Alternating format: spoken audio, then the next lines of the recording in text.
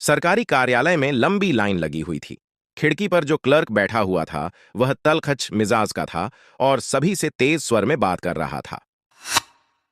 उस समय भी एक महिला को डांटते हुए वह कह रहा था, आपको जरा भी पता नहीं चलता, यह फॉर्म भरकर लाई हैं, कुछ भी सही नहीं है। सरकार ने फॉर्म फ्री कर रखा है तो कुछ भी भर दो, जेब का पैसा लगता तो 10 लोगों से पूछकर भरती हैं आप। एक व्यक्ति पंक्ति में पीछे खड़ा काफी देर से यह देख रहा था।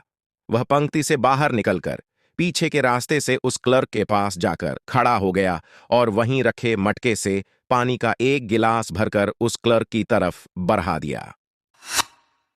क्लर्क ने उस व्यक्ति की तरफ आंखें तरेर कर देखा और गर्दन उचकाकर क्या है का इशारा किया। उस व्यक्ति ने कहा, सर, काफी देर से आप बोल रहे हैं, गला सूख गया होगा, पानी पी लीजिए। क्लर्क ने पानी का गिलास हाथ में ले लिया और उसकी तरफ ऐसे देखा जैसे किसी दूसरे ग्रह के प्राणी को देख लिया हो और कहा, जानते हो, मैं कड़वा सच बोलता हूं, इसलिए सब नाराज रहते हैं। चपरासी मुझे पानी तक नहीं पिलाता। वह व्यक्ति मुस्कुरा दिया और फिर पंक्ति में अपने स्थान पर जाकर खड़ा हो गया।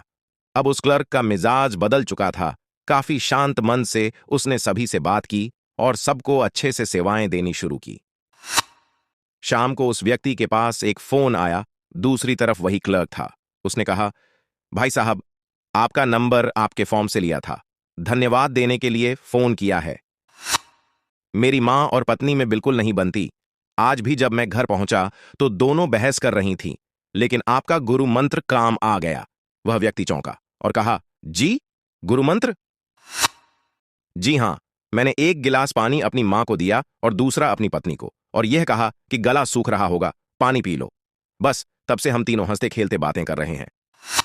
अब भाई साहब, आप आज हमारे घर पर खाने पर आइए। जी, लेकिन खाने पर क्यों? क्लर्क ने भर्राए हुए स्वर में उत्तर दिया, गुरु माना है तो इतनी दक्षिणा तो बनेगी ना आपकी।